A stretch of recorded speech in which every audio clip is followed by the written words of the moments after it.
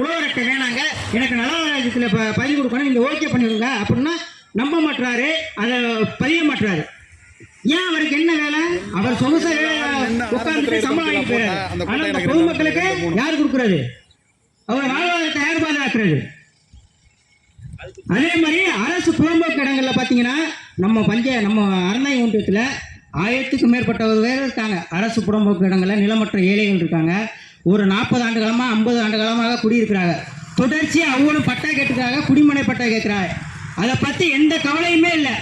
வர்றாங்க, இப்போ உள்ள அரசு வர்றாங்க, அந்த அரசில் யார் அந்த கட்சியில் இருக்காங்களோ அவங்களுக்கு முன்னுரிமை கொடுத்தா அவங்களுக்கு பட்டா கொடுக்குறாங்க, மற்ற ஆளுக்கு பட்டா கொடுக்குறதில்ல. ஏன்? எல்லாரும் மக்கள் தானங்க. உங்களுக்கு ஓட்டு போட்டால் தான் நீங்கள் கொடுப்பீங்களா பட்டா? யாருக்கும் கொடுக்க மாட்டீங்களா? அந்த ஊரில் போய் பாருங்கள், ஒரு 10 பேர் கொடுப்பாங்க, பாக்கி ஆளு கொடுக்குறதில்ல. கேட்டால் அந்த ஆளுகளை நல்ல உள்ளே விசாரித்து பார்த்தீங்கன்னா அவங்க கட்சியாக இருக்கும். ஏன் இந்த பாகுபாடு? எல்லாருமே பட்டாவில்